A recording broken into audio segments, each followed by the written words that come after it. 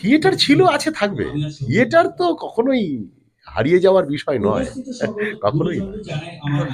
Thank you, thank you. নমস্কার সকলকে, আপনাদের সবাইকে সময় 365 পর্দায় আবার স্বাগত।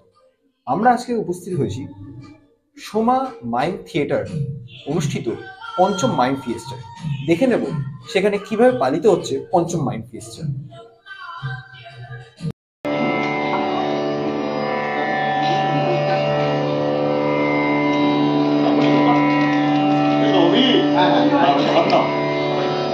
সুন্দর মুহূর্ত আমরা আমাদের ক্যামেরায় বন্দি করছি।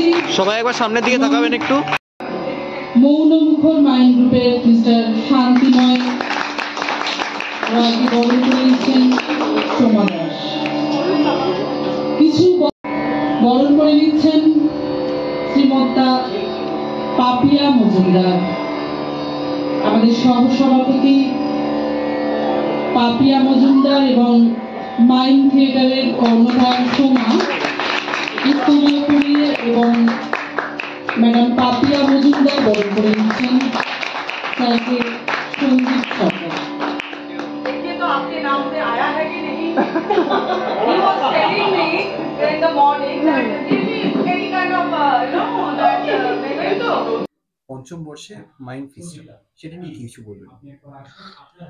সোমা মাইম থিয়েটার এই যে পঞ্চম বর্ষে পড়লো তাদের থিয়েটার ফেস্টিভ্যাল, এটা খুব উল্লেখযোগ্য একটা ঘটনা। উল্লেখযোগ্য ঘটনা কারণ এই ঘটনার সাথে একটা সংস্থার এবং একজন নারীর বেড়ে ওঠার গল্প আছে।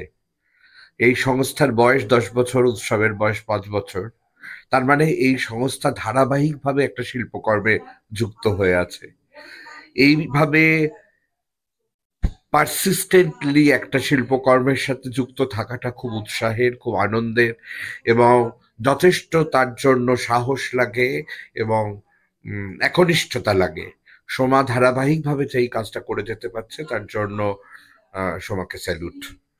আচ্ছা, প্রথাগত প্রথাগত থিয়েটার এবং সেই জায়গায় মাইম থিয়েটার এবং তাও আবার মহিলাদের, সেই বিষয়টাকে আপনি কিরকম দেখছেন? এটা কোনো আলাদা বিষয় নয়। প্রথাগত থিয়েটার বা মাইম সবই আসলে পারফর্মিং আর্ট, থিয়েটারেরই অংশ। কেউ হয়তো কথা বলতে চাইছেন, কেউ কথা না বলে কথা বলতে চাইছেন, ভঙ্গিমাগুলো হয়তো পৃথক, ভাষাটা, নাট্যের ভাষটা বোধহয় পৃথক, কিন্তু সবাই একই গন্তব্যের যাত্রী। আচ্ছা, একটা শেষ প্রশ্ন, আমাদের বর্তমান বাংলা থিয়েটার নিয়ে কিছু যদি বলেন। সে খুব দীর্ঘ বিষয়, সে পরে কখনো কথা হবে। আচ্ছা, ঠিক আছে। পঞ্চম বর্ষে মাইম ফিয়েস্টা, এটা নিয়ে যদি কিছু বলেন।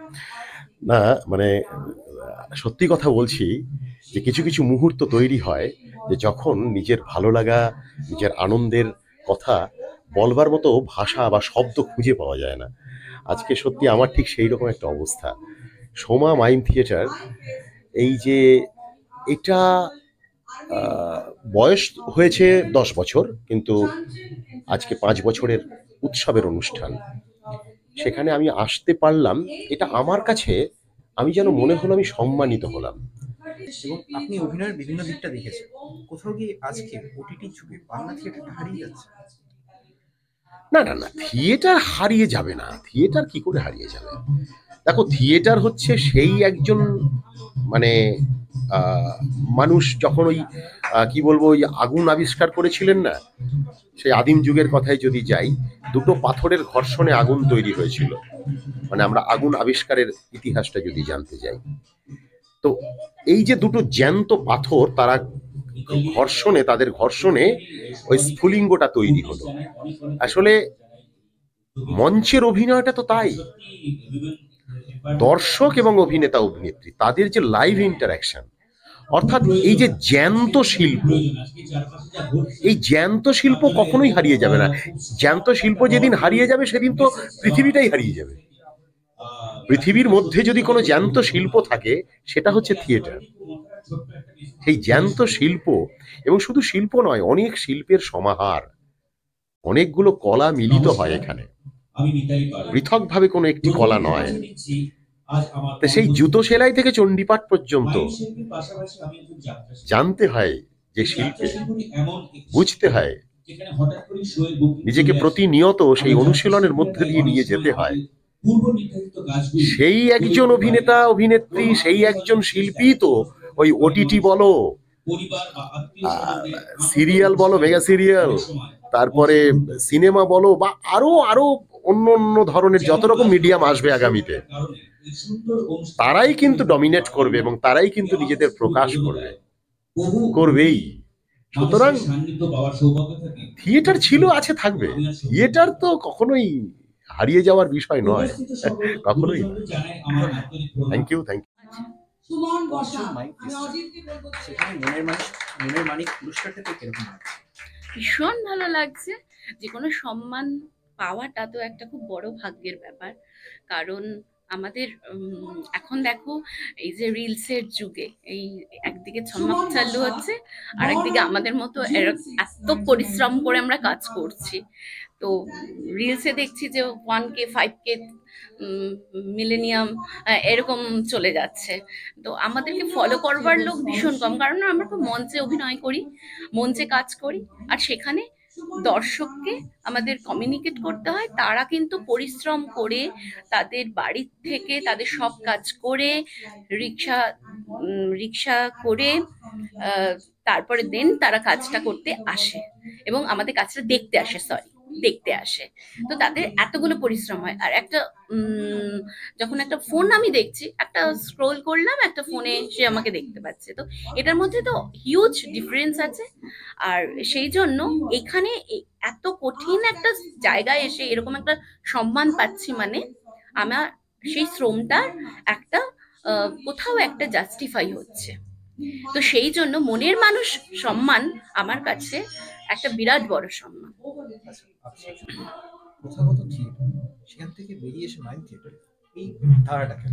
আসলে এই কনসেপ্টটাই আমাদের ভীষণ মানে একটু অন্যরকম ভাবে হয়ে আছে। কারণ হয় না যে আমরা একটা তথাকথিত জায়গা থেকেই যেহেতু পড়ে এসছি, দেখে এসছি, জেনে এসছি, পারফর্মিং আর্টসের কোনো ডিভিশন নেই।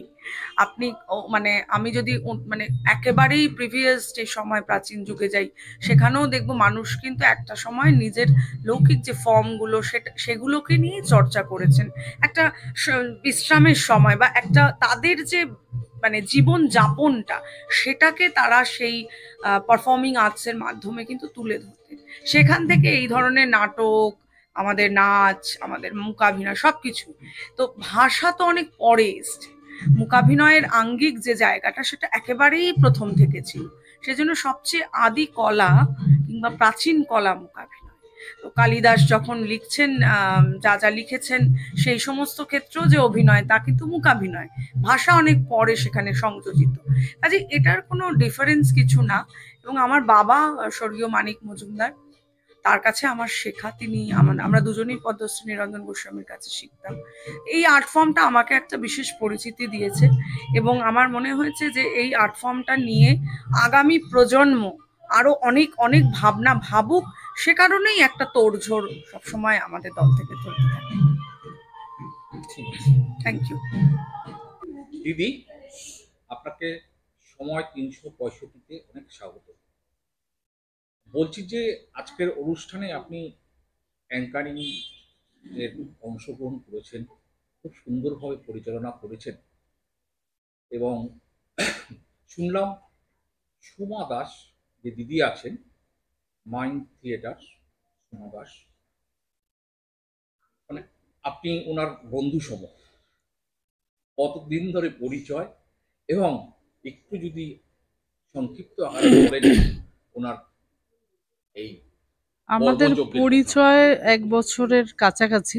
সোমার সাথে আমি ক্লোজ হয়েছি এই বিজয়ার পর, মানে বিজয়া সম্মিলনী থেকে আর কি। দুর্গাপুজোর যে গত বিজয়া সম্মিলনী গেল তখন থেকে, এবং সেই সময় আমি সোমার বিজয়া সম্মিলনীর অনুষ্ঠানেও এসেছিলাম এবং দেখে আমার খুবই ভালো লেগেছিল, অভিভূত হয়েছিলাম। এবং তখন সোমা আমাকে জানিয়েছিল যে এরপরের যে ইভেন্টগুলোতে তোমাকে থাকতে হবে। তো যেহেতু মাইম একটা বিচিত্র ধারার একটা স্বাতন্ত্র্যময় একটি শিল্প, আমি মাইমের ব্যাপারে খুব উৎসাহী। এবং যোগেশ দত্তের মাইম আমি দেখেছি টিভিতে, যখন আমরা ছোট ছিলাম, একটা বয়সে ছিলাম। কিন্তু তারপরে মাইম দেখার সৌভাগ্য হয়নি। কিন্তু যখন জানতে পারলাম যে আমারই কাছের মানুষটি, বন্ধুসম মানুষটি মাইমের সঙ্গে যুক্ত, তো ও যখন বলল যে তুমিও আমাদের এই ইভেন্টগুলোতে, তুমিও আমাদের সঙ্গে ওতপ্রোতভাবে জড়িত থেকো, তখন আমি না বলতে পারিনি, কারণ আমি নিজে উৎসাহী ছিলাম এই সোমা মাইমের সঙ্গে যুক্ত হতে। এবং সেই তখন থেকেই একটা সুন্দর রিলেশন, সুন্দর সম্পর্ক, আমরা আড্ডা দিই, আমরা বিভিন্ন জায়গায় যাই, সব কিছুই হয়। এবং আজকে এই প্রথম এই মাইম ফিয়েস্তায় সোমা আমাকে হয়তো সেই যোগ্য ব্যক্তি মনে করেছে এই প্রোগ্রামটি সঞ্চালনার জন্য। তার জন্য আমি সোমার কাছে খুবই কৃতজ্ঞ এবং ধন্যবাদ। দিদি আরেকটা কথা বলছি, আপনি খুব সুন্দর সঞ্চালনা করেছেন, আমরা দেখলাম। বলছি এই অ্যাঙ্কারিংটা কি আপনার পেশা? না, আমি শিখিনি অ্যাঙ্কারিং। আমি স্কুল কলেজে বলতাম সমস্ত ইভেন্টে। তো এটা আমার একটা প্যাশন বলতে পারেন। তো সেই জন্য বিভিন্ন সংস্থা অনেকেই আমাকে সঞ্চালনায় নিয়ে যায়। তো যেখানে যেখানে আমি মনে করি যে সেই শৈল্পিক কাজকর্ম রয়েছে, সেই রকম অনুষ্ঠান আমি সেখানে গিয়ে অ্যাঙ্কারিং করে থাকি। এবং তার সঙ্গে আমি বর্তমানে ব্রততী বন্দ্যোপাধ্যায়ের একনিষ্ঠ ছাত্রী বিদিশা দত্ত বিশ্বাসের কাছে আমি আবৃত্তি শিখছি, এবং সেটাকেও আমি এর সঙ্গে সংযুক্ত করি, মানে সঞ্চালনার সঙ্গে আর কি। এবং আমিও ভীষণভাবে বলতে পারেন যে গর্বিত যে তার স্টুডেন্ট হিসেবে। আপনারা এতক্ষণ দেখলেন কিভাবে পঞ্চম মাইম ফিয়েস্টা পালন করা হলো সোমা মাইম থিয়েটারের পক্ষ থেকে। এরকমই নিত্য নতুন কন্টেন্টের জন্য দেখতে থাকুন সময় 365। ক্যামেরায় সুরজিৎ চৌধুরীর সাথে আমি সৌম্য।